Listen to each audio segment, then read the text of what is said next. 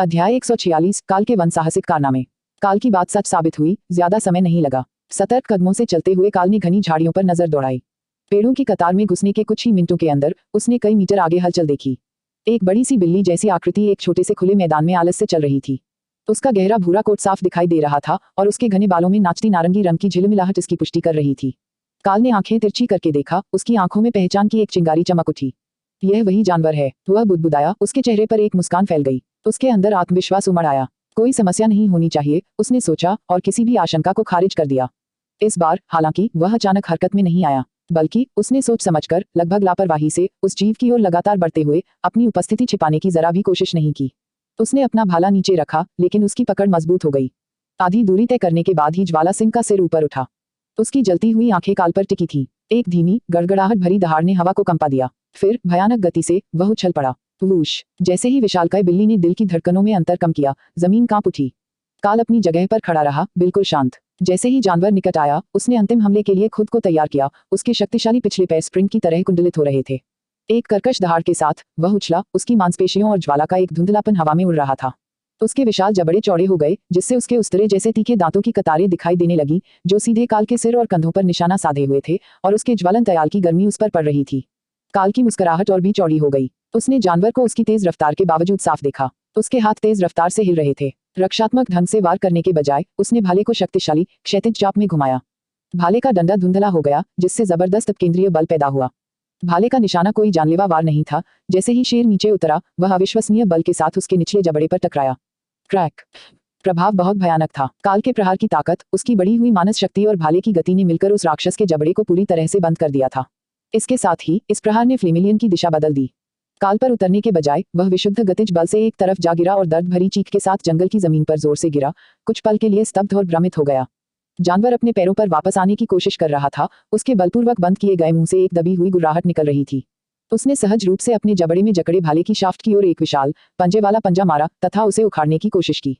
लेकिन काल पहले से ही आगे बढ़ रहा था। उसने भाले को पीछे खींचने की कोशिश नहीं की। उसने अपनी पूरी ताकत से उसे आगे की ओर धकेला, जिससे भाला जानवर के मुंह में, दांतों के पार और सीधे उसके गले के पीछे के नर्म ऊतकों में घुस गया। धक! जादुई भाले ने मांस और उपास्थि को बड़ी आसानी से भेद दिया। फ्लेमिलियन का संघर्ष एक क्षण के लिए तीव्र हो गया, तथा गुर्राहट की जगह एक भयानक गुर्राहट की आवाज ने ले ली। सदमे और पीड़ा से उसकी आंखें चौड़ी हो गईं। फिर छटपटाहट अचानक बंद हो गई। उसका शरीर निढाल हो गया और जल्द ही भाले के घाव के आसपास ठंडे पड़ते मांस की हल्की सी चिंगार ने अचानक आई खामोशी को तोड़ा। काल शव के ऊपर खड़ा हो गया। उसने शेर के कंधे पर एक बूट रखा और गीली चूसने जैसी आवाज के साथ उसका भाला झटक दिया। ब्लेड पर लाल रंग का धब्बा लग गया और जमीन पर टपकने लगा। उसने संतोष के साथ उस बेदाग नुकीली जगह की जांच की। हम बहुत आगे बढ़ चुके हैं, दोस्त, उसने भाले को थोड़ा सा सराहना भरा घुमाव देते हुए कहा। फिर उसकी नजर उस विशालकाय लाश और उसके पास पड़े खाली बोरे पर पड़ी। अब मैं जादुई क्रिस्टल कैसे लाऊं? वह बुदबुदाया। सामान्य ज्ञान के अनुसार यह क्रिस्टल जानवर की छाती की गुहा में हृदय के पास स्थित था। लेकिन ज्ञान एक चीज थी, निष्कर्षण दूसरी। उसके पास न तो चाकू थे और न ही कोई विशेष औजार, बस उसका भाला और उसके हाथ थे। उसने तीखे खून से सने सिरे को देखा, फिर फ्लेमिलियन की मोटी खाल और घनी मांसपेशियों को। लगता है हमें थोड़ा गंदा होना पड़ेगा, उसने आह भरते हुए खुद को मजबूत किया। इसके बाद एक कठिन, निराशाजनक रूप से अक्षम प्रक्रिया चली, जब तक कि अंततः काल को अपना पुरस्कार नहीं मिल गया। उसने चमकते जादुई क्रिस्टल को उठाया और कुछ देर तक उसकी प्रशंसा करता रहा, फिर क्रिस्टल को बोरी में डाल दिया। काल के मन में एक क्षण के लिए जानवर से अन्य मूल्यवान अंग प्राप्त करने का विचार आया।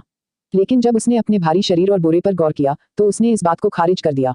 शायद किसी और ताकतवर जानवर के साथ, उसने तर्क दिया। काल ने अपने हाथों और भाले के मूठ को कुछ बड़े पत्तों पर जितना हो सके पोंछा, बोरी को कंधे पर लटकाया और जंगल में और आगे बढ़ गया। अगले कुछ घंटे इसी तरह की मुठभेड़ों से भरे रहे। उन्होंने अधिक एक स्टार जानवरों के साथ अधिक जीत हासिल की और सब कुछ लगभग सहज महसूस हुआ। जैसा कि काल को जल्दी ही पता चल गया, असली समय की बर्बादी कटाई में ही थी। हर जानवर को उस गंदी और श्रमसाध्य प्रक्रिया को दोहराना पड़ता था जो उसने फ्लेम लैंड के साथ झेली थी। उनका भाला युद्ध में घातक था, लेकिन नाजुक चीर-फाड़ के लिए यह एक खराब उपकरण था। उसके कपड़े खून से सने हुए थे। हालांकि प्रत्येक सफल निष्कर्षण के साथ उसकी तकनीक में थोड़ा सुधार हुआ। जैसे ही काल ने मकड़ी जैसे जानवर से एक और क्रिस्टल प्राप्त करने के बाद अपने चेहरे से खून पोंछा, उसने छतरी से छनकर आती कम होती रोशनी को देखा। यह तो बच्चों का खेल है, उसने क्रिस्टल को बोरी में फेंकते हुए बुदबुदाया। मुझे एक असली चुनौती चाहिए। मुझे एक 2 सितारा जानवर ढूंढना है। कमजोर दुश्मनों का शिकार करने से उसका आत्मविश्वास बढ़ रहा था, लेकिन यह उसे आगे नहीं बढ़ा रहा था, उस हताशा की स्थिति तक नहीं पहुंचा रहा था जिसके बारे में मास्टर वॉन ने बात की थी। उसकी इच्छा उम्मीद से जल्दी पूरी हो गई। कुछ मिनट बाद, जब वह घनी लताओं से घिरी एक चट्टानी पहाड़ी पर से गुजर रहा था, तो उसे एक गलतफहमी का एहसास हुआ। एक सपाट चट्टान पर कुंडली मारे बैठा एक ऐसा सांप था जिसे उसने पहले कभी नहीं देखा था। यह विशालकाय था और दूसरे जानवरों के विपरीत, जिनकी तात्विक समानताएं अक्सर स्पष्ट रूप से दिखाई देती थीं, इस प्राणी ने कुछ भी नहीं बताया। यह अनिश्चितता खतरनाक थी। काल के पास उसे निहारने का समय ही नहीं था। जैसे ही उसकी नजर उस जानवर पर पड़ी, सांप का सिर तेजी से ऊपर की ओर उछल पड़ा। न तो कोई चेतावनी भरी फुफकार थी और न ही कुंडल बनाने की कोई तैयारी। वह बस अपनी आराम की मुद्रा से फट पड़ा। उसका पूरा शरीर हवा में उछल गया जैसे कोई भाला फेंका गया हो। वाह! काल की सहज बुद्धि चीखी। जैसे ही विशालकाय सिर उस स्थान पर जा गिरा जहां वह एक मिलीसेकंड पहले बैठा था, उसने स्वयं को एक ओर फेंक दिया और हताश होकर लुढ़क गया। उसने भी उतनी ही तेजी से अपने पैरों पर खड़े होने की कोशिश की, लेकिन सांप अस्वाभाविक गति से उठ खड़ा हुआ। काल के कानों में एक तीखी आवाज गूंजी जब वह एक और हमले से बच गया। तभी उसने देखा कि जिस जमीन पर सांप ने हमला किया था, वह तेजी से सड़ रही थी। जमीन पर पड़ी सारी घासें मुरझाती और मरती हुई, एक भूरे रंग के कीचड़ में घुलती हुई लग रही थी। यह देखकर काल की सहज प्रवृत्ति में घबराहट फैल गई। यह क्या है? मुझे उम्मीद है कि यह सांप की वजह से नहीं है। ध्यान भटकाने का वह पल ही काफी था। बड़ा सांप, जो अपने दूसरे असफल हमले के बाद उसके पास ही जमीन पर पड़ा था, इस बार झपटने से बच रहा था। इसके बजाय उसने अपना चौड़ा मुंह खोला और एक चिपचिपा हरा तरल पदार्थ सीधे काल पर छिड़क दिया। वह काल की ओर इतनी तेजी से बढ़ रहा था कि लग रहा था कि वह उसे जरूर मारेगा। लेकिन आखिरी क्षण में काल का भाला, जो मान से चमकता हुआ सफेद था, संक्षारक द्रव और उसके चेहरे के बीच में आ गया, जिससे वह एक मिलीसेकंड के अंश में ही हमले से बच गया। भाला अक्षुण्ण बना रहा, संपर्क में आने पर तरल पदार्थ फुफकारता और वाष्पित हो जाता था। काल का दिल तेजी से धड़कने लगा जब उसे वास्तविक खतरा महसूस हुआ। ठीक है, खेल का समय खत्म हो गया, उसने दृढ़ता से कहा।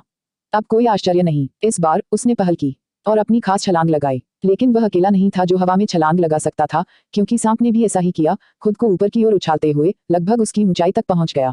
काल मुस्कुराया। कमजोर, उसने उपहास करते हुए कहा, फिर खुद को आगे बढ़ाया और सांप के गले में भाला भोंक दिया, इससे पहले कि वह कुछ और कर पाता। उसका भाला आसानी से उस राक्षसी जीव को चीरता हुआ दूसरी तरफ से निकल आया। अगले ही पल सांप जमीन पर पड़ा था, उसका विशाल शरीर ऐंठ रहा था, खून बह रहा था और अंततः मर गया। काल ने अपने माथे से काल्पनिक पसीना पोंछते हुए मुस्कुराया। यह तो बहुत करीब था, उसने आत्मसंतुष्ट मुस्कान के साथ कहा। मैं लगभग मर ही गया था, पर मैं बहुत चालाक था। जब उसने उस जमीन को देखा जहां तरल पदार्थ गिरा था, तो उसे अभी भी यह समझ नहीं आ रहा था कि वह क्या है, लेकिन उस अनुभव से काल ने यह निष्कर्ष निकाला कि वहां कई अजीब क्षमताएं होनी चाहिए। एक पल के लिए उसने खुद को दोषी ठहराया और अपना माथा पीट लिया। हाँ, मैं एड्रियन की बात मान सकता था और इतिहास की क्लास ले सकता था, उसने आधे मन से बुदबुदाया, फिर उस विचार को अपने मन में दबा लिया। अभी तो इस बदमाश लड़के को काट ही डालते हैं। कुछ ही मिनटों में उसका काम पूरा हो गया। इस बार उसने तेजी से काम किया, क्योंकि वह पहले भी कई बार ऐसा कर चुका था। इस बार उसने उन छोटे अंगों को भी अपनी बोरी में डाल दिया, उम्मीद करते हुए कि उनका कुछ उपयोग होगा। जब काल का काम पूरा हुआ, तो वह आगे बढ़ने के लिए और भी उत्साहित हो गया था, इसलिए वह जंगल में और अंदर चला गया। तारांकन तारांकन तारांकन। काल ने जब अपना 5वां 2 स्टार जानवर काट लिया, तो आसमान में अंधेरा छाने लगा था, इसलिए उसने काम खत्म करने का निर्णय लिया। उसका बोरा पहले से ही बड़ा लग रहा था, क्योंकि उसने कुछ हड्डियां भी ले जाने का निर्णय लिया था, ताकि यह सुनिश्चित हो सके कि वह कोई मूल्यवान चीज खो न दे। काल ने बोरी कंधे पर टांग ली। मुझे चलना चाहिए, उसने कहा। उसके मुंह में पानी आ गया, क्योंकि वह हिसाब लगा रहा था कि एक ही सैर से उसने कितनी दौलत कमा ली है। अगर मैं शहर में रहता तो सब कुछ खरीद सकता था। अब भी मुझे यकीन है कि ये बहुत सारी चीजें हैं। काल अपनी लूट को भुनाने के लिए इंतजार नहीं कर सकता था, क्योंकि वह अपने शुरुआती बिंदु पर वापस चला गया था। मैं सभी जादुई क्रिस्टल बेचने जा रहा हूँ। वह जानता था कि जादुई क्रिस्टल केवल जादूगरों के लिए ही मूल्यवान है, क्योंकि वे ही उनसे मन प्राप्त कर सकते हैं। एक ऐसे व्यक्ति के रूप में जिसे फोजिंग में निपुणता सीखनी थी, काल को पता था कि इनका उपयोग कवच और हथियारों को मंत्रमुग्ध करने के लिए भी बड़ी मात्रा में किया जाता है। वह अपने भले को केवल इसलिए मंत्रमुग्ध कर पाया था क्योंकि अकादमी ने उसे इसके लिए संसाधन उपलब्ध कराए थे, और अब जबकि उसके पास कुछ क्रय शक्ति थी, काल अभी भी उस मार्ग की ओर नहीं झुक रहा था। उन्होंने कहा, मैं अपने वर्तमान भाले से पूरी तरह संतुष्ट हूँ। कुछ ही देर में काल उस टुकड़ी से बाहर निकल गया और उसे गार्डों के एक अलग समूह का सामना करना पड़ा। रात की पाली होगी। उसने उनका अभिवादन किया और जैसे ही आगे बढ़ने वाला था, उनमें से एक ने उससे पूछा कि वह कहाँ जा रहा है, और उसे खोज के लिए आने के लिए कहा। तभी काल को एक नियम का एहसास हुआ जो उसे पहले ही सिखाया जा चुका था। साहसी लोगों को अपने लाभ का 50% जमा करना होगा। ओह लानत है, काल पीछे की ओर चलते हुए बुदबुदाया। तारांकन तारांकन तारांकन। तलाशी के बाद जब काल अपना बोरा हाथ में लेकर चौकी से बाहर निकला, तो उसे केवल दर्द और गुस्सा महसूस हुआ। उसकी बोरी, जो पहले भरी हुई थी, अब लगभग खाली लग रही थी। पहरेदारों ने न सिर्फ उसके पास मौजूद 5 2 स्टार जादुई क्रिस्टल में से 2 ले लिए थे, बल्कि उसके पास मौजूद सभी 8 1 स्टार जादुई क्रिस्टल भी ले लिए थे, और उसे समझाया था कि 10 1 स्टार जादुई क्रिस्टल का मूल्य 1 2 स्टार क्रिस्टल जितना ही होता है। मानो इतना ही काफी नहीं था, उन्होंने उसके संभावित अंग और हड्डियां भी ले लीं, तथा केवल कुछ ऐसी चीजें छोड़ दी जिनके बारे में उसे यकीन नहीं था कि उनका कोई मूल्य है। ऐसे अपराधी, वह इस बारे में ज्यादा कुछ नहीं कर सकता था। वह एसोसिएशन गया, अपने कपड़ों का बोरा उठाया और एक व्यापार केंद्र के पास पहुंचा। वहां से निकलते ही वह सचमुच कह सकता था कि वह खाली रह गया था। जंगल से प्राप्त सारी लूट का व्यापार हो चुका था, और अब उसके पास 410 स्वर्ण मुद्राएं थीं। यदि वह अपने पुराने शेष को गिनता तो यह राशि 411 होती। मैं अमीर हूँ। अब वह आसानी से परिवहन और रहने की जगह का खर्च उठा सकता था, लेकिन इससे उसे कोई राहत नहीं मिलती थी। मैं पहले एक सराय ढूंढूंगा और कल से और ज्यादा काम करूंगा, उसने निश्चय किया। अब से मैं सिर्फ मजबूत जानवरों को ही प्राथमिकता दूंगा। गाड़ी में सवार होते ही यह निर्णय उसके मन में दृढ़ हो गया। तारांकन तारांकन तारांकन। बोरिन हवेली उत्सव से जीवंत थी। अध्याय 147 रात्रिभोज का तनाव। बोरिन हवेली उत्सव से जीवंत थी। यह वह शोरगुल, अनियंत्रित उल्लास नहीं था जैसा कि किसी भव्य अवसर पर अपेक्षित होता है, बल्कि यह एक मंद गर्मजोशी थी। हल्की हंसी और कटलरी की खनक ने पारिवारिक संतोष का माहौल बना दिया। भव्य भोजन कक्ष, जो आमतौर पर बड़ी संख्या में अतिथियों के लिए बनाया जाता था, आज केवल कुछ चुनिंदा लोगों के लिए ही उपलब्ध है। लॉर्ड सेड्रिक, लेडी मिरेनिया, कुछ प्रमुख घरेलू सदस्य और 4 युवा बोरिन चतुर्भुज चमकदार मेज के चारों ओर कुर्सियों पर बैठे थे। चारों बच्चों ने बहुत ही सुंदर पोशाक पहनी हुई थी, जो इस दिन के महत्व को दर्शाती थी। आखिरकार यह उनका 11वां जन्मदिन था, जो एक मील का पत्थर था। हालांकि इसे बहुत अधिक नहीं माना जाता था, लेकिन इसे असाधारण पार्टियों के साथ चिन्हित किया गया था, लेकिन एक अंतरंग, हार्दिक दावत के साथ। भुने हुए मांस, स्वादिष्ट पेस्ट्री और मौसमी फलों की विविधता से भरी प्लेटें मेज की शोभा बढ़ा रही थी। ताज़ी पकी हुई ब्रेड और पाई की सुगंध हवा में फैली हुई थी, जो एक आनंददायक आनंद का वादा कर रही थी। ऐसा लग रहा था कि हर कोई इस अवसर की रौनक में डूबा हुआ था और 2 व्यक्तियों को छोड़कर सभी के चेहरे मुस्कुरा रहे थे। जूलियन अपने काले बालों के साथ अपनी सामान्य भावशून्य अभिव्यक्ति बनाए हुए था। यह कोई आश्चर्य की बात नहीं थी, क्योंकि उसके चेहरे पर मुस्कान एक दुर्लभ वस्तु थी। हालांकि आश्चर्य की बात यह थी कि उनके बगल में बैठी सेरेना ने जो स्थिति पेश की, वह बिल्कुल विपरीत थी। उसकी सामान्य प्रसन्नता कब की गायब हो चुकी थी। उसकी जगह उदासी का एक सूक्ष्म, लगभग अदृश्य बादल छा गया था, जो मानो किसी साए की तरह उससे चिपका हुआ था। उसका कांटा आलसे से मांस के एक टुकड़े को इधर उधर धकेल रहा था और उसकी निगाहें कहीं दूर और एकाग्र नहीं थी। लेडी मिरेनिया ने अंततः अपनी बेटी को मधुर आवाज में संबोधित किया।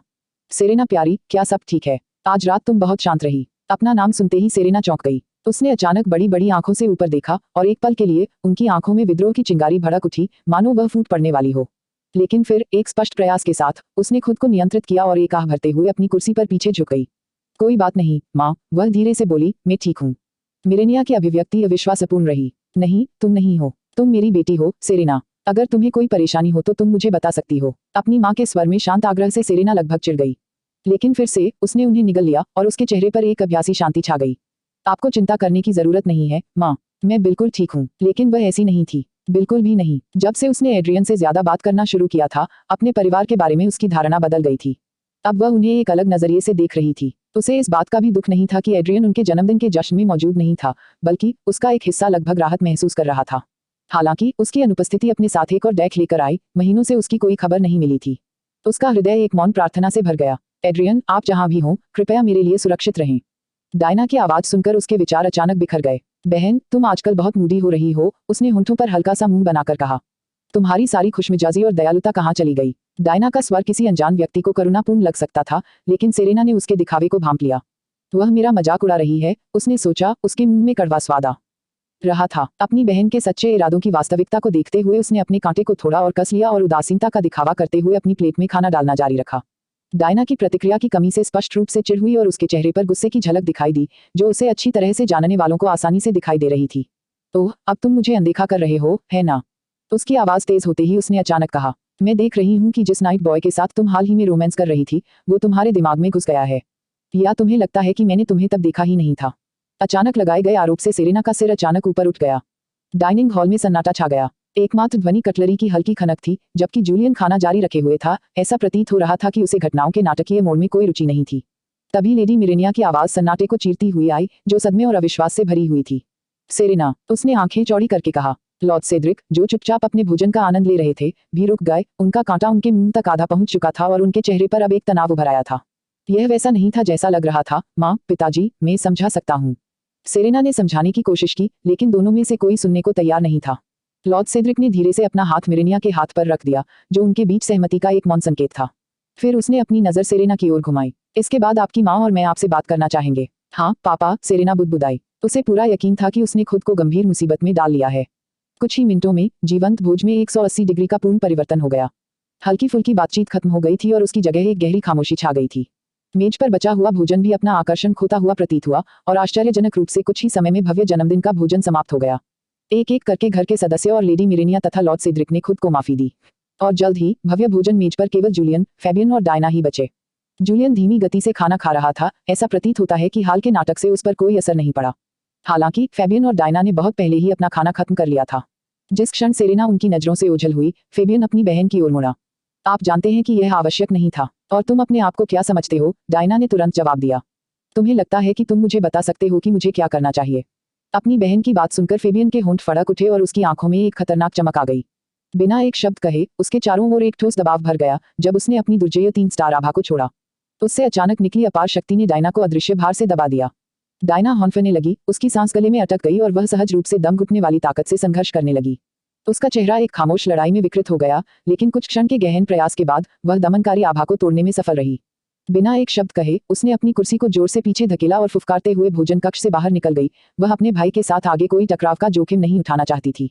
डायना के चले जाने से कमरे का तनाव कम हो गया। फेबियन भी जाने के लिए उठ खड़ा हुआ, उसकी आंखों में एक संतुष्टि भरी, लगभग शिकारी जैसी चमक थी। अब केवल जूलियन ही उस विशाल मेज पर अकेला रह गया था। उसने धीरे से अपना कांटा नीचे किया, जिससे वह उसकी प्लेट से टकराया।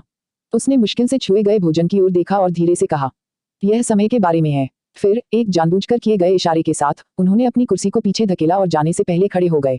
तारांकन तारांकन तारांकन। घर के आखिरी कर्मचारी के चले जाने के कुछ ही देर बाद भव्य भोजन कक्ष को शांत अवस्था में छोड़कर सेरेना ने स्वयं को अपने माता पिता के निजी कक्ष के दरवाजे के सामने खड़ा पाया। उसका दिल उसकी पसलियों पर धड़क रहा था जब उसने कांपते हुए हाथ को उठाया और दस्तक दी। शांत हॉल में आवाज अस्वाभाविक रूप से तेज गूंज रही थी। प्रवेश करो, लॉर्ड सेड्रिक की आवाज, जो अपनी सामान्य गर्मजोशी से रहित थी, भीतर से पुकार रही थी। सेरेना ने दरवाजा खोला और अंदर चली गई। कमरा एड्रियन के विशिष्ट मैना बल्बों से जगमगा रहा था तथा मैना पंखा चारों ओर ठंडी हवा फेंक रहा था। लॉर्ड सेड्रिक एक ऊंची पीठ वाली कुर्सी पर बैठे थे, जबकि लेडी मिरेनिया सेरेना की ओर पीठ करके खिड़की के पास खड़ी थी। दोनों में से किसी ने भी अभिवादन नहीं किया। सन्नाटा तब तक छाया रहा जब तक लेडी मिरेनिया ने आखिरकार मुड़कर नहीं देखा। उनके चेहरे पर गहरी निराशा साफ झलक रही थी। सेरेना प्यारी, मिरेनिया की आवाज धीमी थी, फिर भी उसमें एक खास वजन था। प्लीज बैठो। सेरेना अपने पिता के सामने वाली आलीशान मखमली कुर्सी पर बैठ गई। उसने खुद को संभालने की कोशिश की, मासूमियत का एहसास दिलाने की कोशिश की, लेकिन उनकी निगाहों का भार बहुत ज्यादा था। तो मिरेनिया ने अपनी बेटी पर नजरें गड़ाते हुए कहा, आज रात हमने जो सुना वह कितना सच है? क्या तुम हमारी जानकारी से बाहर किसी पुरुष से बात कर रही हो? सेरेना की नजर उसकी गोद पर पड़ी और उसने एक छोटा सा, लगभग अदृश्य सा सिर हिलाया। मिरेनिया ने आह भरी, और मैंने सुना है कि तुम दोनों काफी करीब हो, है ना? एक और सिर हिलाया। सेरेना की आवाज बमुश्किल फुसफुसाहट भरी थी। आखिरकार उसने कहा, हम सिर्फ दोस्त हैं, कसम से। मिरेनिया ने धीरे से अपना सिर हिलाया, उसकी नजरें सेरेना के चेहरे से हटी ही नहीं। आखिरकार सेरेना, मैं तुमसे पूछती हूँ, क्या वह कोई जादूगर है? सेरेना ने ऊपर देखा, सचमुच उलझन में। नहीं, उसने भौहें सिकुड़ते हुए कहा। वह जादूगर क्यों होगा? मिरेनिया की नजरें भटक गईं, मानो उसकी नजर सेरेना पर नहीं बल्कि उसके आर पार देख रही हो। यह वो बेटी नहीं है जिसे मैं जानती थी, उसने सेरेना से ज्यादा खुद से ही बुदबुदाया। मेरी प्यारी सेरेना, तुम इतनी लापरवाह कैसे हो सकती हो? इतनी मूर्ख। ये शब्द चुप गए। सेरेना के अंदर विद्रोह की चिंगारी सुलग उठी। उसने आरोपों और निराशा को तो झेला था, लेकिन जिस चीज को वह हानिरहित समझती थी, उसके लिए उसे मूर्ख कहलाना बहुत ज्यादा था। वह एक शूरवीर है, उसने अचानक ऊंची आवाज में कहा। और यह कोई समस्या भी कैसे हो सकती है? शूरवीर उतने कमजोर नहीं होते जितना तुम सोचते हो। वह असल में बहुत पर्याप्त। लॉर्ड सेड्रिक की आवाज गूंजी, सेरेना के बचाव को भेदती हुई, मानो बिजली कड़क रही हो। वह हिला तक नहीं, लेकिन उसकी चीख की तीव्रता ने कमरे की हवा को झकझोर दिया। सेरेना सिहर उठी और अपनी कुर्सी पर सिमट गई। उसकी रीढ़ की हड्डी में एक सिहरन दौड़ गई, और किसी भी तरह की आभा के अभाव के बावजूद उसके पिता की आवाज की कच्ची ताकत ने उसे थरथरा दिया। उसकी आंखें भर आईं और उसने रोने से बचने के लिए अपने होंठ जोर से काट लिए। सेड्रिक ने गहरी, शांत सांस ली, उसका चेहरा ठंडे संकल्प के मुखौटे में बदल गया। उसने अपनी नजर सेरेना से हटाकर अपनी पत्नी पर डाली। हम अब इस लड़की पर भरोसा नहीं कर सकते, उसने धीमी और स्थिर आवाज में कहा। मुझे हमेशा से पता था कि तुम कभी अपने लिए कुछ अच्छा नहीं चाहती। लेडी मिरेनिया की आंखें, जो अब भी गहरी उदासी से भरी थीं, अपने पति की आंखों से मिली। उन्होंने धीरे से सिर हिलाया, फिर खड़ी हो गईं, उनका आसन कठोर था। मैं आपसे सहमत हूँ, मुझे उसकी जांच करनी होगी, यह देखने के लिए कि क्या वह सुरक्षित है। लॉर्ड सेड्रिक के चेहरे पर थोड़ी नरमी आई, गुस्से की जगह चिंता की झलक आ गई। उन्होंने सिर हिलाया। यह तो करना ही था। सेरेना का दिमाग घूम गया। क्या वो चीखना चाहती थी? तुम कैसे कह सकती हो कि तुम मुझ पर भरोसा नहीं कर सकती? लेकिन भय और विश्वासघात की भारी भावना के कारण उसके शब्द गले में अटक गए। लेडी मिरेनिया ने अपने आप को मजबूत किया, उसकी आंखें गंभीर दृढ़ संकल्प से कठोर हो गईं। वह सेरेना के पास गई और हाथ उठाकर मंत्रोच्चार किया। सेरेना के अंदर हवा के जादू की एक ठंडी, अदृश्य धारा बह रही थी। यह एक अजीब अनुभूति थी, जैसे कोई हल्की हवा उसके सार से होकर गुजर रही हो, जांच और खोज कर रही हो। यह कई सेकंड तक चला, जिससे वह असुरक्षित और असुरक्षित महसूस करने लगी। आखिरकार मिरेनिया के हाथ ढीले पड़ गए। उसकी आंखें, जो एकाग्रता में बंद थीं, अचानक खुल गईं। वे सदमे से चौड़े हो गए और वह हौंफने लगी। उसका हाथ उसके मुंह को ढकने के लिए उड़ गया। एक आंसू निकलकर उसके गाल पर बह गया। लॉर्ड सेड्रिक एकदम से घबरा गया। वह उछलकर खड़ा हो गया। क्या हुआ? क्या हो रहा है? कांपते हाथों से लेडी मिरेनिया ने सेरेना के गाउन के पीछे हाथ बढ़ाया। उसकी उंगलियां जिपर खोलने में उलझ गईं और उसने उसे नीचे खींचकर अपने पति को दिखाया। जो कुछ उसने देखा उससे वह भी स्तब्ध रह गया, और उसके चेहरे का सारा रंग उड़ गया। अध्याय 148, आसान काम। दंपत्ति समझ नहीं पा रहे थे कि वे क्या देख रहे हैं, लेकिन इससे भी ज्यादा उन्हें इसके परिणामों का डर था। सेरेना की पीठ पर एक कलिंग स्क्रिप्ट थी जो बैंगनी छायादार प्रकाश से चमक रही थी, जो धीरे धीरे स्पंदित हो रहा था। लॉर्ड सेड्रिक ने फुसफुसाहट की आवाज में छोटे से पाठ को जोर से पढ़ना शुरू किया। लेडी सेरेना के लिए, एल्विन क्वीन गिर गई है। हमें भरोसा है कि आप इस खबर को इंसानों से छुपाकर रखेंगे क्योंकि हम अगले चरण की शुरुआत कर रहे हैं। एल्ड्रिथ अमर रहें। शब्द हवा में लटके रहे जब तक कि लॉर्ड सेड्रिक ने सहज रूप से चमकते हुए शिलालेख को छूने के लिए हाथ नहीं बढ़ाया तथा समर्थन में एक मंत्र बुदबुदाया। जैसे ही उसकी उंगलियां सेरेना की गर्म त्वचा से टकराईं, बैंगनी चमक तुरंत गायब हो गई, जिससे वह चौंक गया और उसका जादू छूट गया। सेरेना के शरीर पर गर्माहट की एक लहर दौड़ गई, इससे पहले कि वह एक नर्म धमाके के साथ आलीशान कालीन पर गिर पड़ी। सेरेना, मिरेनिया चिल्लाई और आगे बढ़ी, लेकिन सेड्रिक का हाथ उसकी ओर बढ़ गया। उसने उसकी ओर देखा और अपना सिर हिलाया, और मिरेनिया अपनी पीड़ा के बावजूद समझ गई। यह एक गंभीर मामला है, लॉर्ड सेड्रिक ने गंभीरता से कहा। अगर यह सच है, यह कोई शरारत भी हो सकती है, यह झूठ भी हो सकता है, मिरेनिया ने बीच में ही टोकते हुए कहा। यह सोचना कि उसकी बेटी इतनी भयावह चीज में शामिल हो सकती है, असहनीय था। सेड्रिक ने अपने सफेद लंबे बालों में हाथ फेरते हुए आह भरी। हाँ, ऐसा हो सकता है, उन्होंने स्वीकार किया, लेकिन इसके वास्तविक होने की संभावना ज्यादा है। मैं भी ऐसा कुछ करने में सक्षम नहीं हूँ। इससे यह और भी विश्वसनीय हो जाता है। मिरेनिया को यह कठोर सत्य स्वीकार करना पड़ा। वे इस स्तर के जादू के आसपास भी नहीं पहुंच सकते थे। केवल कोई शक्तिशाली प्राणी या एल्व्स की अनोखी जादुई साधना ही ऐसी उपलब्धि हासिल कर सकती थी। और इसी बात ने भयावह रूप से सब कुछ विश्वसनीय बना दिया। अब आप क्या करने की योजना बना रहे हैं? मैं यह खबर अपने तक नहीं रख सकता, ड्यूक ने साफ साफ कहा। मुझे राजा से मिलना होगा। सभी ड्यूकों को इसमें शामिल होना होगा। यह पूरे राज्य का मामला है। और सेरेना, सेड्रिक की नजर फर्श पर पड़ी सेरेना पर पड़ी। हमें उस पर कड़ी नजर रखनी होगी। अगर यह सच है तो हो सकता है कि यह वह सेरेना न हो जिसे हमने पाला है। यह कोई बिल्कुल अलग इंसान हो सकता है, शायद एल्व्स का कोई जासूस। उसने मिरेनिया की आंसुओं भरी आंखों से देखा। तुम्हें पता है क्या करना है। जब तक मैं उसे राजा के पास न ले जाऊं, तब तक उसका ख्याल रखना। मैं तुरंत ड्यूक्स को फोन करूंगा। ऐसा कहकर लॉर्ड सेड्रिक मुड़े और तेजी से कोने में स्थित एक छोटी सी मेज की ओर चले गए और अपना कम्युनिकेटर उठा लिया, क्योंकि उनका दिमाग आगे के काम के बारे में सोच रहा था। तारांकन तारांकन तारांकन। बोरिन हवेली के शांत भय से दूर एक भयंकर युद्ध छिड़ा हुआ था। एक खास तरह के कवच पहने 3 आकृतियां एक विशालकाय जानवर से भिड़ गईं। यह मांसपेशियों और आग का एक विशालकाय रूप था, लगभग 10 फीट ऊंचा, जिसकी त्वचा पिघली हुई चट्टान थी और आंखें अंगारों की तरह जल रही थी। इग्निसोरियोर, एक जादूगर जो अग्नि जादूगर था, ने मंत्रोच्चार किया और उसके हाथों से एक विशाल आग का गोला निकला जो जानवर की ओर बढ़ रहा था। एक और अग्नि जादूगर ने भी ऐसा ही किया। उनके संयुक्त हमले से आग की लपटों का एक भंवर सा बन गया। फिर भी वह राक्षस सिर्फ दहाड़ता रहा। हमलों से उसे और ज्यादा परेशानी हुई। तीसरे जादूगर, जो एक पृथ्वी जादूगर था, ने कहा, टेरा फिर्मा। समूह के चारों ओर विशाल मिट्टी की दीवारें खड़ी होने लगी, जो आग और छर्रों के छिटपुट झटकों को रोकने लगी। उनका ध्यान पूरी तरह से बचाव पर था तथा अपने साथियों को उस प्राणी पर लगातार मंत्र छिड़कते हुए बचाने पर था। उनकी रणनीति स्पष्ट थी, जानवर को लगातार उच्च मात्रा वाले जादुई हमलों से पराजित करना। हालांकि असली नुकसान पहुंचाने वाले 5 व्यक्तियों का एक समूह था जो पीछे की ओर तैनात थे, तथा युद्ध क्षेत्र में चारों ओर उड़ती धूल और आग के कारण उनका रूप लगभग अस्पष्ट था। प्रत्येक के हाथ में एक हथियार था जो किसी न किसी की विशिष्ट मेनागन जैसा था। उन्होंने तेजी से एक के बाद एक गोलियां चलाईं। शुद्ध मन के चमकदार बोल्टों ने जानवर की ज्वलंत खाल को भेद दिया, जहां जादूगरों के मंत्रों का बहुत कम प्रभाव था। प्रत्येक प्रहार के साथ जानवर दर्द से दहाड़ता था, उसका विशाल शरीर पीछे हट जाता था। इन 5 ने सटीकता पर ध्यान केंद्रित किया तथा जादूगरों द्वारा पहचाने गए विशिष्ट कमजोर बिंदुओं पर निशाना साधा। कभी कभी उन्हें नए क्रिस्टल से काम शुरू करने से पहले जादुई क्रिस्टल को बदलना पड़ता था।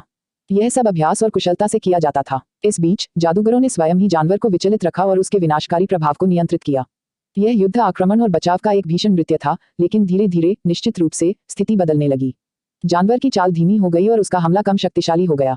अंततः एक अनंत काल के बाद मन के विस्फोटों की एक सघन बौछार उसके सिर पर लगी और एक कर्कश चीख के साथ वह विशालकाय प्राणी जमीन पर गिर पड़ा और उसकी हड्डियां हिलने जैसी आवाज हुई, जिसकी गूंज पूरी पृथ्वी पर फैल गई। थके हुए समूह में जयकार की लहर दौड़ गई। हमने कर दिखाया, पृथ्वी के जादूगर ने जोर से चिल्लाकर कहा। वह अपनी छाती फुलाने लगा और उसके चेहरे पर आत्मसंतुष्ट मुस्कान फैल गई। बहुत आसान है, उफ। तुम्हें पता है, मेरी रक्षात्मक क्षमता के बिना हम हार जाते। मेरी सामरिक स्थितियां बस। उसकी शेखी अचानक एक भयानक दहाड़ से रुक गई। जमीन कांप उठी और हवा से 5 और विशालकाय जानवर प्रकट हुए, जो हुबहू उसी जानवर के जैसे थे जिसे उन्होंने अभी अभी हराया था। उनके विशाल आकार युद्ध भूमि पर लंबी भयावह छाया डालते हैं। उनकी ज्वलंत आंखें समूह पर टिकी रहती हैं।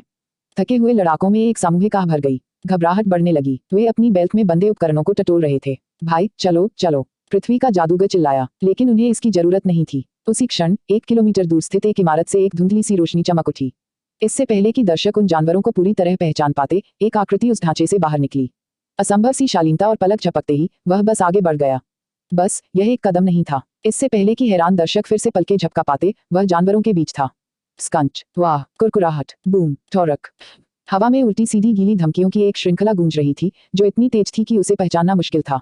प्रत्येक विशालकाय राक्षस कुचल गया, उनके सिर एक ही समझ से परे प्रहार से नष्ट हो गए। कोई भी ठीक से समझ नहीं पाया कि यह कैसे हुआ। वजह रोशनी की कमी नहीं थी, उस इलाके में कई लाइट पोस्ट लगे हुए थे जो रोशनी कर रहे थे। वह स्वयं वह आकृति थी, वह बहुत तेज चल रही थी, उनकी आंखों की समझ से परे। जैसे ही वह आया था उसने अपना काम जल्दी ही पूरा कर लिया। आखिरी जानवर एक आखिरी थरथराती हुई कंपकंपी के साथ उसके बगल में गिर पड़ा और वह अपने लोगों की ओर मुड़ा। उसके सफेद बाल अंधेरे अस्त व्यस्त परिदृश्य के सामने चमक रहे थे था जिससे उसके मन में लार टपक रही थी। जल्द ही ज्ञान का विशाल भंडार उनके भीतर सावधानीपूर्वक संग्रहित हो गया तथा उनके अस्तित्व में एकीकृत हो गया। एड्रियन को मानसिक तनाव का कोई संकेत महसूस नहीं हुआ, जो उस समय आत्मा के अवशोषण से प्राप्त हुई मजबूती का प्रमाण था। उनका मस्तिष्क अब तीक्ष्ण बुद्धि और विस्तारित क्षमता का किला बन चुका था, इसलिए उन्होंने बड़ी सहजता से सूचना के विशाल प्रवाह को संसाधित कर लिया। एड्रियन के चेहरे पर एक धीमी संतुष्ट मुस्कान फैल गई, क्योंकि सारा ज्ञान उसकी चेतना में अपने निर्धारित स्थान पर स्थापित हो गया। फिर उसने दूर स्थित जादुई अवरोध की ओर देखा। उसने पहले भी एक नवीन एंटीमेना तकनीक से उसे नियंत्रित किया था, क्योंकि वह अब तक उसके सभी प्रयासों को हठपूर्वक विफल कर रहा था। चलो तुम्हें ठीक कर देते हैं। अध्याय 150 टेलीपोर्टेशन फॉर्मेशन। इस ज्ञान से एड्रियन के मन में एक आश्चर्यजनक अनुभूति उत्पन्न हो गई। यह केवल मन को समझने के बारे में नहीं था, यह इसे नियंत्रित करने के बारे में था। अब वह समझ गया कि पारंपरिक मंत्र विद्या की तरह मन के साथ प्रत्यक्ष बलपूर्वक संपर्क एक रास्ता है, लेकिन एक और तरीका भी है जो कहीं अधिक सूक्ष्म और गहन है। कुछ अदृश्य मार्गों में हेरफेर करके और वास्तविकता के ताने बाने के भीतर अदृश्य धागों को खींचकर एक मजबूत इच्छाशक्ति वास्तव में मन के साथ बातचीत कर सकती है और इसकी पूरी क्षमता का उपयोग कर सकती है। यह आग या बर्फ को उत्पन्न करने के पारंपरिक अर्थ में जादू नहीं था, यह जादुई ऊर्जा के मूल तत्व पर एक मौलिक प्रभुत्व था। यह वह टुकड़ा था जो गायब था और अंतिम कुंजी थी। एड्रियन ने जैसे ही अपनी आंखें बंद की, उसके मन में उद्देश्य की एक गहरी भावना घर कर गई। उसकी इच्छा आसपास के मन की जांच करने के लिए आगे बढ़ी। उन्होंने महसूस किया कि ऊर्जा का एक विशाल जटिल नेटवर्क उनकी आंतरिक आज्ञा का जवाब दे रहा है। वह महसूस कर सकता था कि सब कुछ एक दूसरे के साथ जुड़ रहा है, नए सिद्धांत उसकी विस्तृत समझ के साथ जुड़ रहे हैं। उसके चेहरे पर एक सच्ची विजयी मुस्कान फैल गई। एक मानसिक आदेश के साथ उसके सामने की जमीन चमक उठी और उसकी सूची से खनिजों, धातुओं और विशेष उपकरणों का एक संग्रह प्रकट हुआ, जिसमें एक बड़ा रूनिक उत्कीर्णक भी शामिल था। उन्होंने जिस संरचना की कल्पना की थी वह टेलीपोर्टेशन सरणी के समान थी, लेकिन वह संरचना नहीं थी जो बड़ी छलांग लगाने की अनुमति देती हो, बल्कि इसने तात्कालिक लघु दूरी स्थानिक विस्थापन की अनुमति दी। विशेष रूप से अवरोध के आर पार विस्थापन। मूल अवधारणा में पृष्ठभूमि के बाहर युग्मित नोड्स बनाना शामिल था जो इसके भीतर के नोड्स से जुड़े थे। इसके बाद पदार्थ और ऊर्जा को तुरंत उनके बीच स्थानांतरित किया जा सकता है, जिससे भौतिक अवरोध पूरी तरह से दरकिनार हो जाएगा। महत्वपूर्ण बात यह थी कि ये संस्थाएं एसोसिएशन द्वारा संचालित संस्थाओं के कार्यों को प्रतिबिंबित करती थी। यह केवल अफसोस की बात थी कि उन्हें इस बात का कोई अंदाजा नहीं था कि यह संस्था कैसे अस्तित्व में आए। लेकिन एड्रियन उस मौलिक सिद्धांत को दोहराने वाला था और फिर उससे आगे निकलने वाला था। हर बारीकी को अपने दिमाग में उकेरते हुए उसने रूनिक एनेग्रेवर उठाया। उसके हाथ में यह ठोस लग रहा था, किसी हाईटेक हैंड ड्रिल जैसा। एड्रियन ने इसे जमीन पर दबाया और नक्काशी शुरू कर दी। तारांकन तारांकन तारांकन। यह कार्य श्रमसाध्य था, सटीकता और गति के बीच एक नाजुक नृत्य था। जमीन का हर सेंटीमीटर जटिल गूंथे हुए पैटर्न और प्रतीकों की मांग कर रहा था। एड्रियन की बढ़ी हुई गति और बुद्धि के बावजूद सूरज ने अपनी धीमी चढ़ाई शुरू कर दी थी और आसमान को नारंगी और सुनहरे रंगों से रंग दिया था, जबकि वह अभी 20% भी पूरा नहीं कर पाया था। जल्द ही दूर दूर से आकृतियां उभरने लगी। वे सम्मानपूर्वक दूरी से देखने के लिए इकट्ठा हो गए। उन्होंने उसे परेशान करने की हिम्मत नहीं की और उनकी बुदबुदाहट शांत हो गई। वे केवल आश्चर्य से देख सकते थे कि वह लगभग अलौकिक दक्षता के साथ काम कर रहा था। उसकी गतिविधियां तरल और सटीक थी। एड्रियन ने एकाग्रचित होकर तीव्रता से काम किया तथा मन प्रवाह के लिए सबसे इष्टतम विधि की गणना की। यह सुनिश्चित किया कि प्रत्येक वक्र और रेखा सही हो, तथा साथ ही वह अपनी महान महत्वाकांक्षा को भी सूक्ष्मता से क्रियान्वित कर रहा था, जिसे वह अभी गुप्त रखना चाहता था। कभी कभी वह रुक जाते थे, उनकी दृष्टि धरती में किसी छोटी सी अपूर्णता पर टिक जाती थी और दृढ़ इच्छाशक्ति के साथ वह धरती को पुनः आकार दे देते थे, यह सुनिश्चित करते हुए कि डिजाइन में कोई बाधा न आए। घंटे एक दूसरे में घुल मिल गए, केवल उत्कीर्णक की लयबद्ध गुनगुनाहट ही स्थिर थी। रात के अंधेरे में, जब बस्ती में हर व्यक्ति गहरी नींद में था, एड्रियन ने अंततः उत्कीर्णन का पहला चरण पूरा किया। वह पीछे हट गया, उसकी नजरें अपनी कारीगरी पर घूम रही थी। जटिल पैटर्न जमीन पर सैकड़ों मीटर तक फैले हुए थे, आपस में गुंथी हुई रेखाओं और प्रतीकों की एक विस्तृत टेपेस्ट्री जो चांदनी में हल्की हल्की चमकती हुई प्रतीत हो रही थी। यह एक कलाकृति थी और उनकी दूरदर्शिता तथा अथक प्रयास का प्रमाण थी, लेकिन उन्होंने तो अभी शुरुआत ही की थी। उसने जल्दी से एक दरार ढूंढने की कोशिश की जो इतनी चौड़ी थी कि वह अदृश्य अवरोध को पार कर सके। उन्होंने बताया कि शेष दरारें बहुत ऊंची थीं, अर्थात जमीन से लगभग 80 मीटर ऊपर। मुझे उत्कीर्णन चरण पूरा करने के लिए दूसरी ओर जाना होगा, उसने सोचा। इस चरण की शुरुआत से पहले उन्होंने पहले से स्थापित मन अवरोध तंत्र को धीमा कर दिया था। इससे अवरोध को अपनी उपचार प्रक्रिया जारी रखने में सहायता मिली, यद्यपि इसकी गति अत्यंत धीमी थी। उन्होंने शुरू में अवरोध इसलिए लगाया था क्योंकि उचित संरचना के बिना वे अवरोध को पूरी तरह से बंद नहीं कर सकते थे। अपने लोगों को प्रशिक्षित करने के लिए उसे जानवरों की निरंतर आमद की जरूरत थी, लेकिन अब वह नियंत्रित पहुंच के लिए एक कहीं बेहतर तरीका बनाने वाला था। मैं छलांग लगा सकता हूँ, एड्रियन ने बाधा की ऊंचाई को देखते हुए सोचा। लेकिन पावर सूट पहनो, उसने इच्छा व्यक्त की। एक क्षण में नैनो धातु उसके मानसिक आदेश के प्रति संवेदनशील होकर उछल पड़ी और उसके शरीर को अपनी परिचित चमक में ढक लिया। यह उसकी आंखों के ठीक नीचे रुक गया और एक मुखौटा बन गया। फिर एक अन्य मानसिक आदेश के साथ उसके जूतों के तले हल्के नीले रंग से चमकने लगे, जिससे उसके नीचे की दरारदार अंधेरी धरती प्रकाशित हो गई। तभी एड्रियन ने स्वयं को आकाश में उड़ा लिया। उसने एक सेकंड भी बर्बाद नहीं किया और कुशलतापूर्वक उस दरार से बाहर निकलने लगा जिसे उसने खोज लिया था। दूसरी तरफ पहुंचकर एड्रियन ने बिना समय गंवाए तुरंत अपना काम फिर से शुरू कर दिया। अब जब उन्हें पर्याप्त अनुभव प्राप्त हो गया था, तो अवरोध के इस ओर नोड स्थापित करने का कार्य काफी तेज हो गया था। उन्होंने मुख्य रूप से अपने स्वयं के तीव्र आवागमन तथा भविष्य की आवश्यकताओं के लिए निकटवर्ती वन के भीतर विभिन्न रणनीतिक स्थानों पर छोटे सहायक नोड्स को सावधानीपूर्वक स्थापित किया। लेकिन एड्रियन ने ऐसा तब तक नहीं किया जब तक कि पूरा दिन नहीं बीत गया। अब अंतिम और सबसे महत्वपूर्ण चरण बचा था, मन बुनाई। इसके लिए विशुद्ध एकाग्रता तथा अपनी शक्तिशाली इच्छाशक्ति के प्रत्यक्ष प्रयोग की आवश्यकता थी, ताकि भौतिक उत्कीर्णनों को मन की अदृश्य धाराओं के साथ मिलाया जा सके। यह एक कठिन, दिमाग घुमा देने वाला काम था, लेकिन एड्रियन ने इसे पूरा किया। उसकी भौहें गहन ध्यान में सिकुड़ी हुई थी। अंततः कई घंटों तक धागों को जोड़ने और संयोजित करने के बाद एक हल्की सी गुनगुनाहट उसके भीतर गहराई तक गूंज उठी और उसने धरती पर जो भी जटिल आरेख बड़ी मेहनत से उकेरे थे, वे चमकने लगे।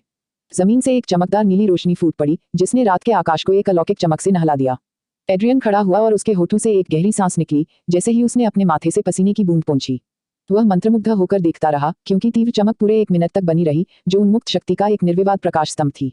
फिर धीरे धीरे प्रकाश कम होने लगा और अंततः एक अंतिम झिलमिलाहट के साथ वह पूरी तरह से गायब हो गया। उत्कीर्णन स्वयं ही उस स्थान से गायब हो गए, कोई निशान नहीं छोड़ा, मानो उनके सभी स्मारकीय प्रयास व्यर्थ हो गए हों।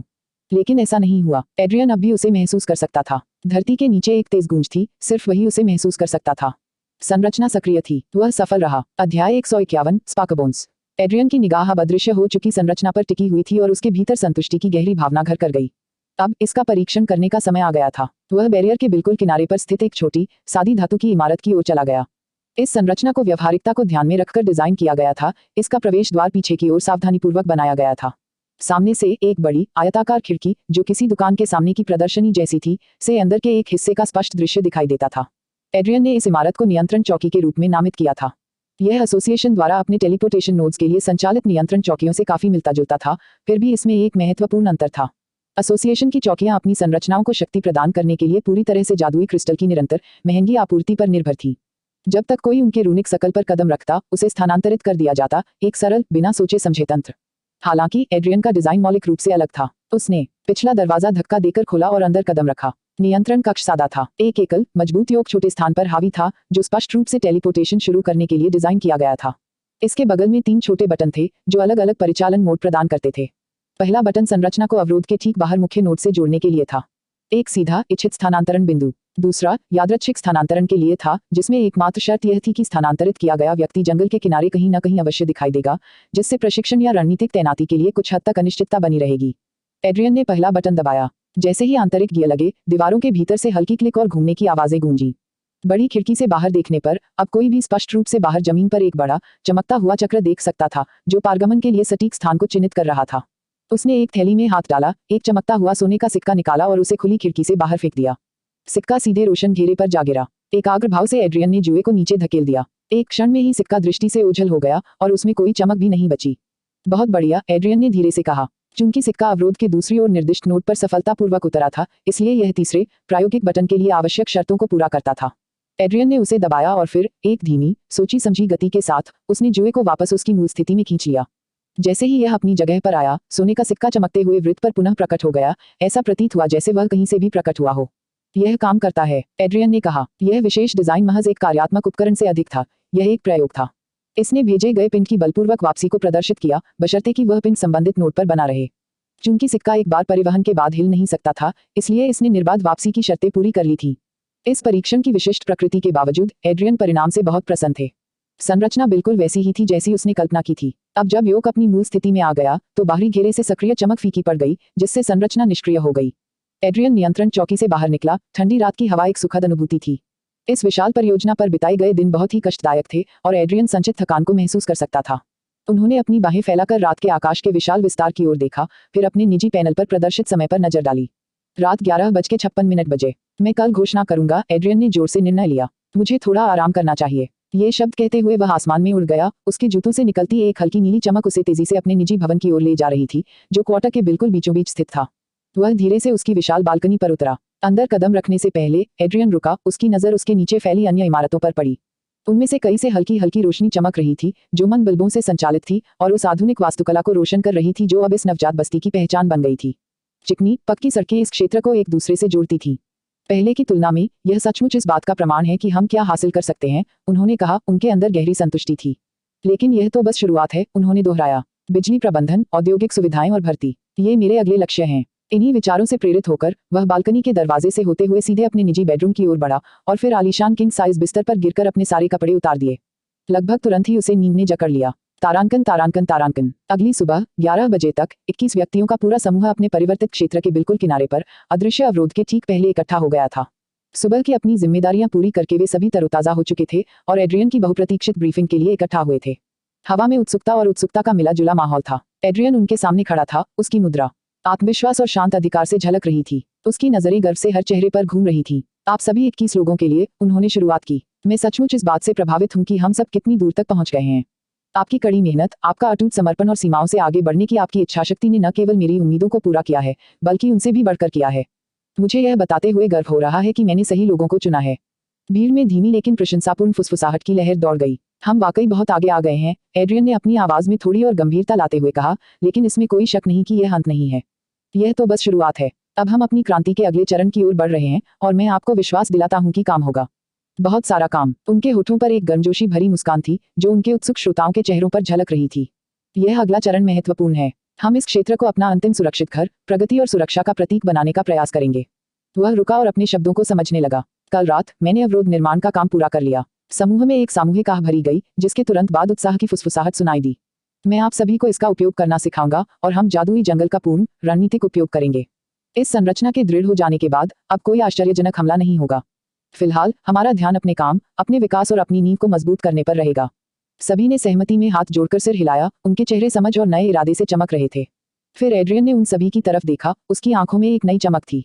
मुझे लगता है कि अब समय आ गया है कि हम खुद को और इस जगह को एक नाम दें। आज से भ्रष्ट भूमि एक नया नाम अपनाएगी। हमने इस भूमि को क्षय और द्वेष के चंगुल से सफलतापूर्वक मुक्त कर लिया है तथा इसे कुछ नया बना दिया है। उसकी आवाज दृढ़ विश्वास से भर गई। तो भ्रष्ट भूमि के बजाय इसे न्यू हेवन के नाम से जाना जाएगा। नाम की घोषणा होते ही जोरदार और सच्ची तालियों की गड़गड़ाहट गूंज उठी। यह संक्षिप्त, भावपूर्ण था और उस विकास और आशा की बात कर रहा था जो उन्होंने एक बदहाल धरती पर लाई थी। लेकिन एड्रियन का काम अभी खत्म नहीं हुआ था और हम, उन्होंने आगे कहा, जयकार को शांत करने के लिए हाथ उठाते हुए। उनकी आवाज में लगभग भविष्यवाणी जैसी गूंज थी। न्यू हेवन इस विशेष क्षेत्र का एक नाम मात्र है। कुल मिलाकर हमारा एक नाम है, एक ऐसा नाम जो हमारे उद्देश्य, हमारी महत्वाकांक्षा और एक नए भविष्य को आकार देने की हमारी अटूट प्रतिबद्धता को परिभाषित करेगा। आज से हम और हमारा राष्ट्र स्पार्कबॉर्न के नाम से जाने जाएंगे। अध्याय 152, राजा थेरॉन। ज़ारियन के शाही महल का ग्रैंड हॉल वैभव और प्रभावशाली शक्ति का स्मारक था। दूर अंत में पूरे स्थान पर छाई हुई ओब्सीडियन की एक चबूतरा थी, जिस पर ठोस लावा से निर्मित एक सिंहासन रखा हुआ था, जिसके दांतेदार किनारों को चिकना और पॉलिश किया गया था। इस दुर्जय सिंहासन पर ज़ारियन के निर्विवाद शासक राजा थेरॉन विराजमान थे। वह अजीब तरह से युवा लग रहे थे। शायद उनकी उम्र 20 या 30 के आसपास थी। उनकी करीने से कटी हुई काली मूंछें एक सदैव आत्मसंतुष्ट मुस्कान को घेरे हुए थी। उन्होंने गहरे लाल रंग के रेशमी वस्त्र पहने हुए थे, जिन पर सुनहरे धागों से कढ़ाई की गई थी, जो उनके घर के दहाड़ते हुए सिंह का प्रतीक थे, तथा जो ढीले ढाले शरीर पर लिपटे हुए थे। हालांकि वे बहुत मांसल नहीं थे, लेकिन उनमें से एक निर्विवाद शक्ति का आभास हो रहा था। 4 अन्य व्यक्ति राजा के मंच के सामने अर्धवृत्ताकार रूप में व्यवस्थित छोटे, किंतु फिर भी भव्य सिंहासनों पर बैठे थे। ये ज़ारियन के 4 ड्यूक थे। जैसे ही ड्यूक सेड्रिक ने इस बिंदु तक की घटनाओं का विस्तृत विवरण देना समाप्त किया, विशाल हॉल में भारी सन्नाटा छा गया। एकमात्र ध्वनि ऊंची खिड़कियों से आती हवा की धीमी फुसफुसाहट थी। हर किसी के चेहरे पर गंभीरता थी। उनकी निगाहें राजा थेरॉन पर टिकी थीं। हर कोई चिंता और घबराहट के मिश्रण के साथ उनकी प्रतिक्रिया की प्रतीक्षा कर रहा था। वे उसके अस्थिर स्वभाव, उसके अप्रत्याशित मूड और सेड्रिक की खबर के गंभीर निहितार्थों को जानते थे। लेकिन जब उन्होंने उसे देखा तो उनकी आशंकाएं एक अलग तरह की बेचैनी में बदल गईं। राजा थेरॉन के पूरे दांत एक विस्तृत, अनियंत्रित मुस्कान में दिखाई दे रहे थे, जो कान से कान तक फैली हुई थी। अन्यथा गमगीन माहौल में यह एक डरावना दृश्य था। तो राजा थेरॉन ने अंततः कहा। उनकी आवाज धीमी, कर्कश गड़गड़ाहट वाली थी, जो फिर भी हॉल के हर कोने तक गूंजती थी। रानी गया मर गई है। यह दुर्भाग्यपूर्ण है। मैं उसे अपने हाथों से नीचे उतारना चाहती थी, उन घमंडी कल्पित आंखों की रोशनी को फीकी पड़ते देखना चाहती थी। लेकिन मुझे लगता है कि हमें जो है उसी में संतोष करना होगा। सभी ड्यूक उसकी ओर देखने लगे। हर किसी के मन में कई तरह की आंतरिक शंकाएं थीं, लेकिन किसी ने भी उन्हें व्यक्त करने की हिम्मत नहीं की, क्योंकि वे जानते थे कि राजा असहमति का तुरंत और क्रूर प्रतिशोध लेता है। शुक्र है कि राजा थेरॉन ने उन्हें कष्टदायक प्रतीक्षा से बचा लिया और अपनी बात जारी रखते हुए उनकी मुस्कान कभी कम नहीं हुई। नहीं नहीं, यह बहुत अच्छी खबर है। एल्ड्रिथ को बहुत लंबे समय से श्रेष्ठ माना जाता रहा है और वे पिछले कुछ वर्षों में और अधिक अहंकारी हो गए हैं, और यह सब उस कुतिया की वजह से हुआ है। ड्यूक्स ने एक दूसरे को तेजी से समझकर एक दूसरे को देखा। वे अच्छी तरह समझ गए थे कि मामला क्या होने वाला है, और उसके अगले शब्दों ने उनके अनकहे विचारों की पुष्टि कर दी। लेकिन रानी के मर जाने के बाद राजा थेरॉन की आवाज भयावह उत्साह से भर गई। कुछ भी नहीं, बिल्कुल कुछ भी नहीं, जो उन्हें अपने लिए लेने के हमारे बीच आड़े आ सके। उनके सारे संसाधन और वे खूबसूरत कल्पित बौने, वे सब मेरे होंगे। उसकी आंखों में लालच और वासना का खतरनाक मिश्रण चमक रहा था। अधिकांश ड्यूकों को एल्ड्रिथ पर विजय प्राप्त करने की संभावना पर कोई आपत्ति नहीं थी। विशाल नए संसाधनों और कमजोर होते प्रतिद्वंद्वी का विचार आकर्षक था। हालांकि ड्यूक वेरिन खुद को रोक नहीं पाए और उन्होंने सिर झुकाकर धीरे से कहा, लेकिन महाराज। संधि। राजा थेरॉन ने अपना सिर पीछे फेंका और जोर से हंसने लगे। हाँ, यह कैसी घटिया संधि है, ड्यूक वेरिन। संधियां केवल कमजोरों के लिए होती हैं, उन लोगों के लिए जो अकेले ताकत से अपनी इच्छाओं को प्राप्त नहीं कर सकते। उसने हाथ हिलाकर नकार दिया। इसके अलावा मैं आपको गारंटी दे सकता हूं कि जब हम युद्ध करेंगे तो दूसरे महाद्वीप अपने काम से काम रखेंगे। हमें अपने पूरे महाद्वीप को शामिल करने की भी जरूरत नहीं पड़ेगी। ज़ारियन अकेला ही उन्हें जीतने के लिए काफी है। हमारी ताकत